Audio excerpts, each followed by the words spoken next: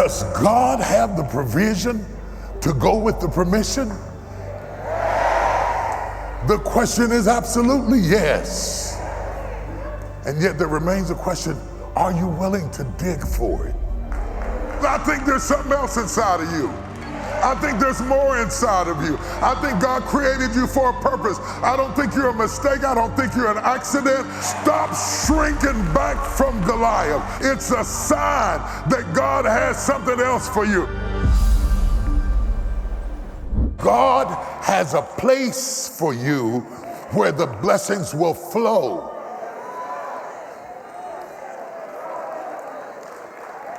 Often the blessing is only in that place.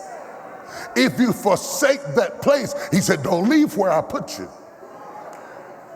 Because once I put you in a place, I put your provision in the place. So like Hagar, who ran away from Sarai, God said, the only reason you're in a desert and your baby is crying and about to die is because you left the place of my provision. Good God. I put you here. Stay right here. The enemy is trying to woo you this way and that way. Stay right here. When I move, you move.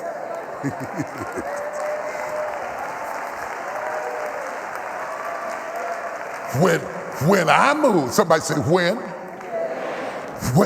When God moves, I move. I'm not going to move till God moves. When God moves, I never built a house. I stayed in a tent. I stay ready for change. I stay ready for transition.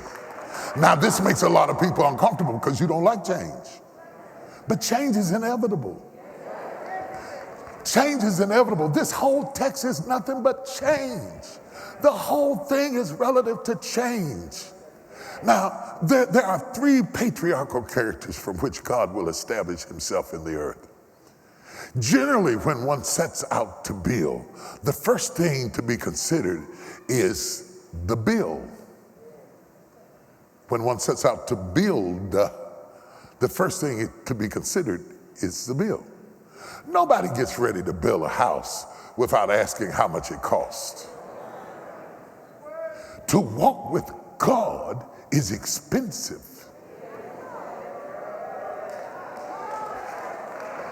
If you are going to build, there will always be a bill. You don't start building and then ask about the bill, unless you're stupid. I have to have an out clause because some people do that. Let me say it about it. No man goeth to build without counting up the costs. So there's a correlation between building and billing. What am I trying to say? It's going to cost you something. It's always going to cost you something. You shout about the harvest, but you ignore the seed. You shout about increase, but you don't understand that in order to increase, you got to decrease. You shout about being exalted, but you resist being humble. And because you refuse to be humble, God resisteth the proud. God won't take you up because you already acted up.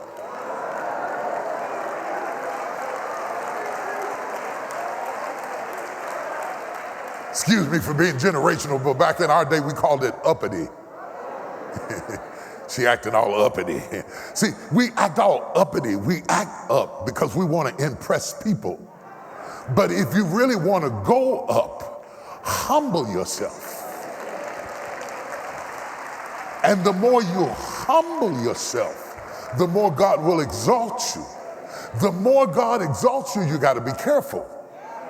With success, you got to be successful, because success will make you drunk. Success will go to your head and make you start talking silly to people, that the same people you meet on your way up, you're going to meet them.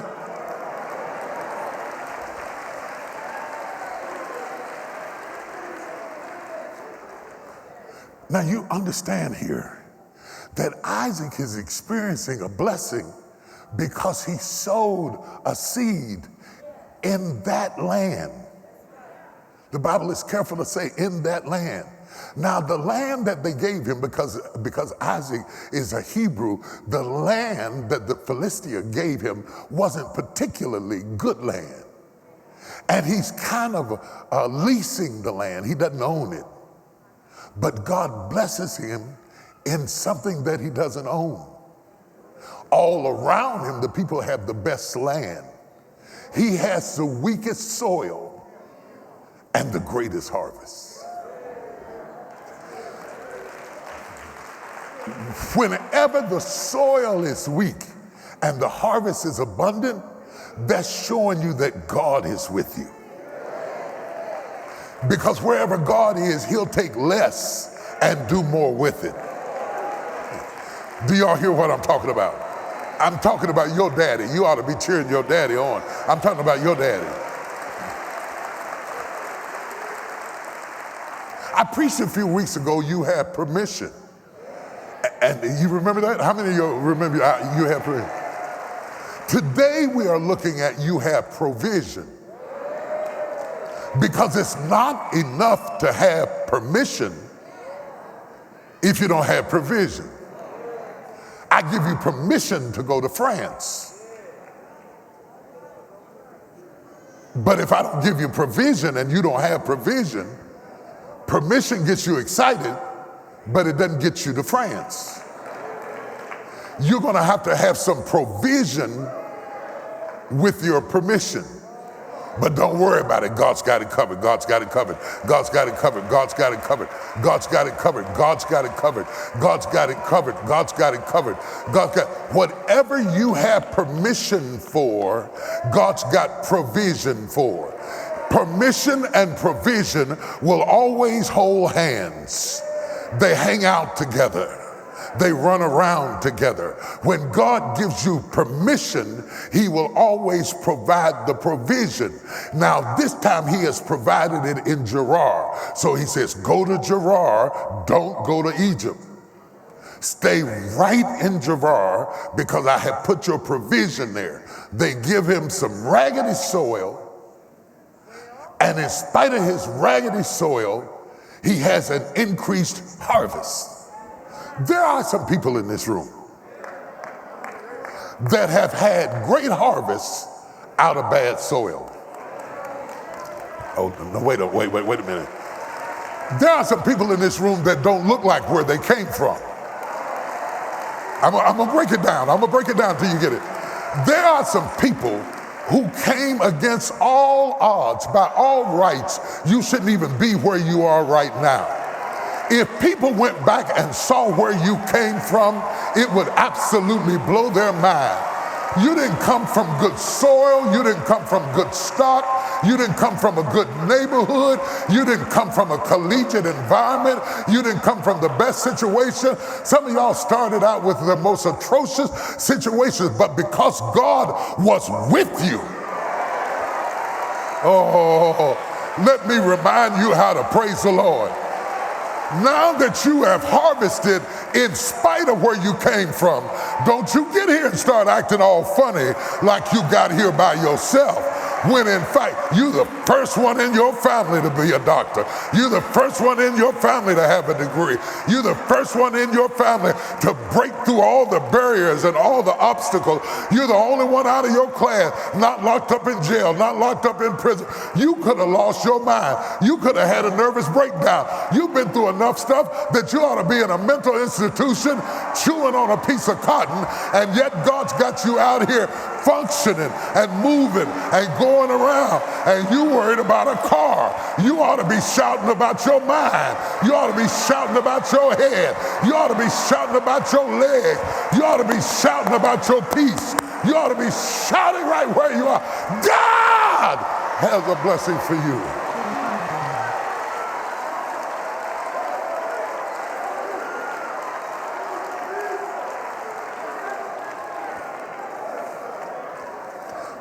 Does God have the provision to go with the permission?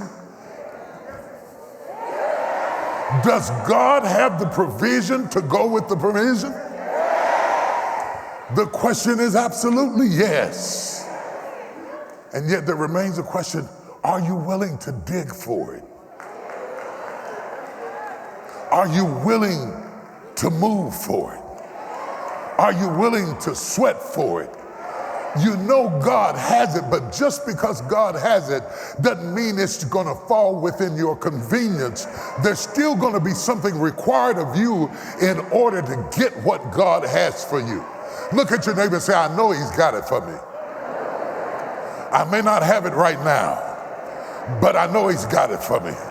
I may not look like it right now, but I know he's got it for me. I may not even know where it is yet, but I know he's got it for me. I know he's going to bless me. I know he's going to bless me. I know he's going because he swore he was going to bless me.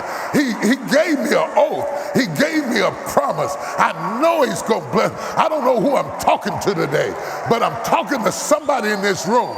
You got a covenant with God. You got a covenant with God. God bless you in bad soil. You came from bad background. You were born on the wrong side of the tracks. The odds were against you from the beginning. They didn't even like you in school. And look at God. Look what the Lord has done. Look where God has brought you from. Let's take a 30 seconds and just praise him for progress. I have learned sometimes when somebody's crying, let them cry. Don't fix everything for everybody. Don't create a false reality that makes them feel good about something they need to feel bad about. They need to feel bad about it. Because when you start getting in the way of what God has purposed for your life,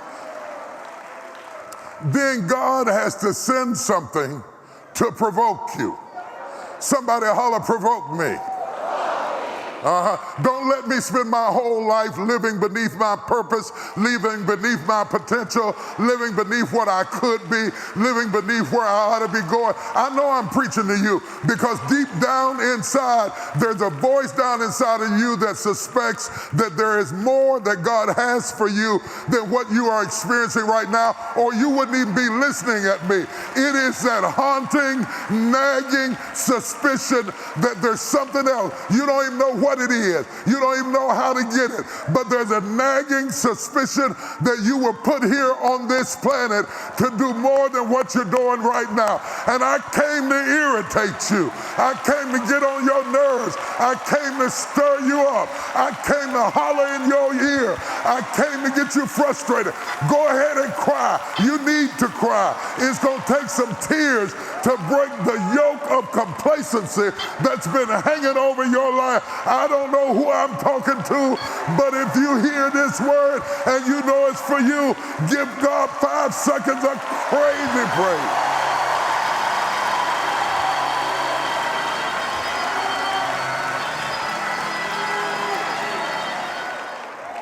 Because I think there's something else inside of you. I think there's more inside of you. I think God created you for a purpose. I don't think you're a mistake. I don't think you're an accident. I don't care what the circumstances of your birth were. I think you have been designed and created by God, and that you are to be an asset to the world. You are to change the world in some way. You are to make a difference in the world. Even if it's a little difference, you're supposed to make some kind of difference in the world.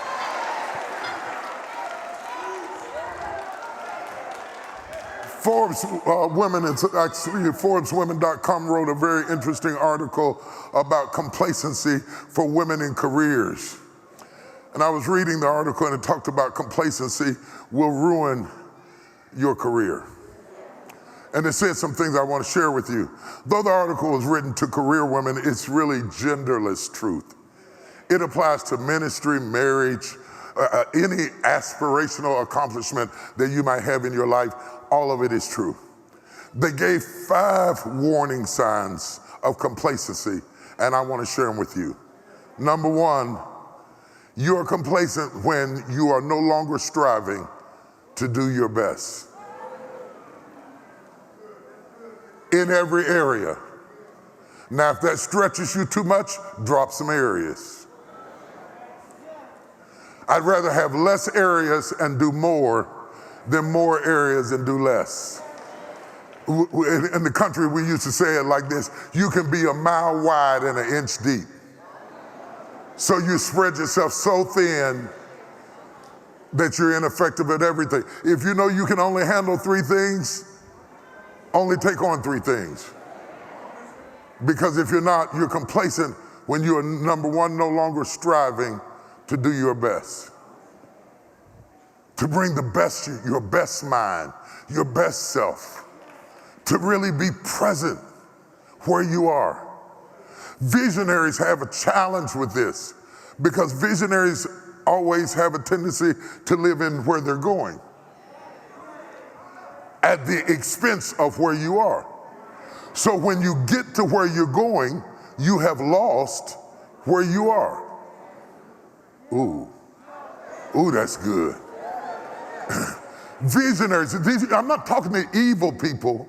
I'm talking to good people. Visionaries, you are so consumed with your goal and your vision and your future and what's next that you are negating, starving, underutilizing, unavailable for your now. You can't neglect now and earn next.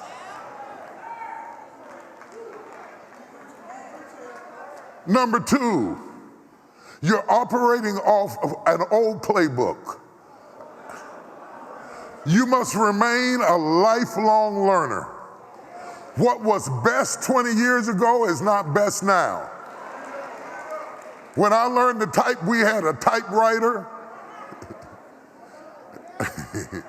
Y'all don't know what I'm talking about. We didn't have a laptop. We had a typewriter. It was a manual typewriter. It made noise. You had to depress every key. If you could type 90 words a minute on an old typewriter, you ought to be doing 150 on a laptop. Because them things, you almost had to crank them and spin it to the, come on, you know what I'm talking about. Yeah. Some of you are living in a laptop world, but you've got a manual typewriter effort. I'm gonna drive home that number 2, it's important. I'm not finished with it yet. You need to understand giving somebody what they used to need doesn't work. You have a tendency to not really grow. You're not doing anything to grow.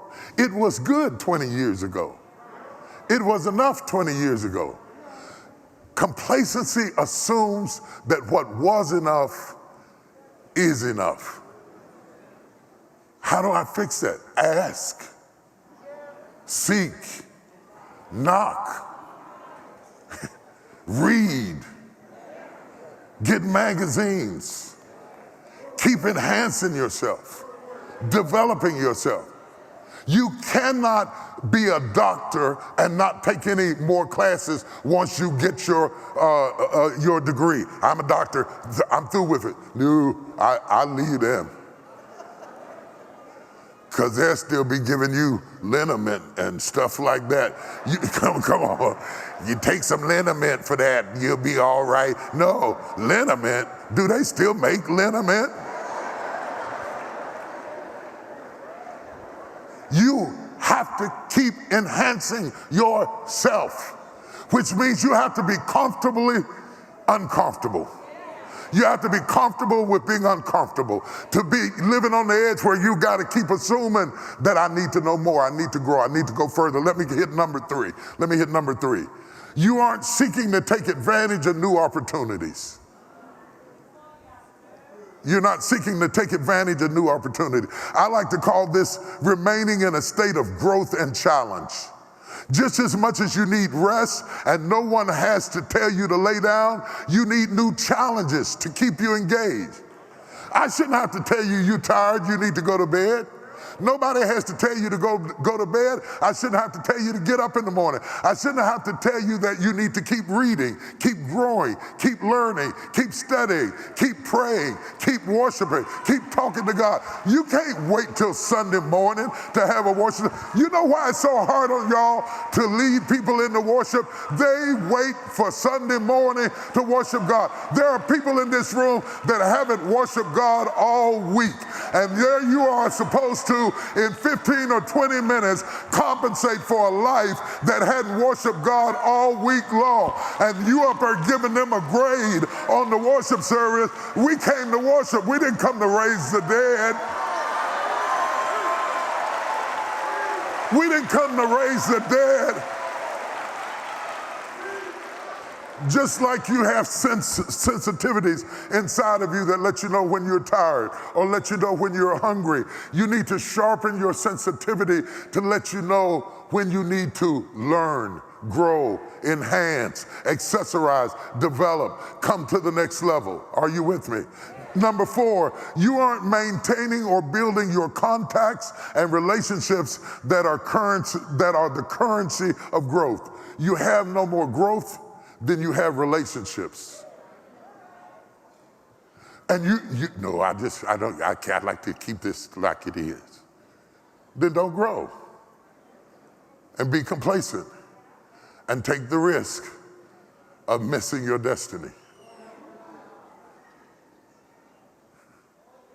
You need to keep it fresh. You need to keep it fresh. You need to keep it fresh. You need to be on the cutting edge. You need to walk up on stages that challenge you, that make you nervous. Walk in the rooms where you don't know exactly what to say. You need to walk into spaces where you have to pray and say, oh God, I'm going in here now, okay? I'm getting ready to make this presentation. If you don't go with me, Lord, I'm not gonna be able to get this done. I need your help, Lord, I need your help. Lord, I'm getting ready to do this. I'm out of my element, I'm out of my comfort zone, Lord. Oh God, scare me again, Jesus, here we go. We're walking into this door. Come on, who am I talking to? I'm talking to somebody. If all your contacts are old contacts, you don't have no contacts. Relationships are indicators, they are indicators of the currency of growth. All you have is the same old friends you had when you was drinking at the strip club. And those are the only people who you can befriend. It means you haven't changed. Hannah is trying to settle in to something that is beneath her. She has everything a woman could want. She has a well-to-do husband who loves her. She has an environment that allows her to do pretty much whatever she pleases. She's sitting good, she's doing really good. She cares, he cares about her. Everything would be fine if it wasn't for Peninnah. Peninnah comes into her life as a ministry. Write this down, the ministry of Peninnah. I want you to identify Peninnahs in your life. There are people that God sends in your life solely to get on your nerves. They are there to save you from mediocrity. They are there to provoke you to jealousy. They are there to show off that God has something more. And if you're not careful, you will acquiesce into becoming their hater rather than to allow them to become your stimulator. Either you're going to be a hater or you're going to be stimulated, but God sends Peninnah and all of her kids and all of their jelly and peanut butter stained jaws as a sign to you that what they said about you isn't true. There is more possible for you in your life. God, thank you for Peninnah. Thank you for Peninnah. Thank you for Peninnah. In the face of all the obstacles and the challenges, God, you sent Peninnah. Are you hearing what I'm saying to you? Hannah didn't realize, watch this, that her purpose was hidden behind her problem. Her problem was that she was barren. Her purpose was hidden behind her problem. Whenever God, please get this if you don't get anything else. Whenever God has a great purpose in your life, he will put a great problem in front of it.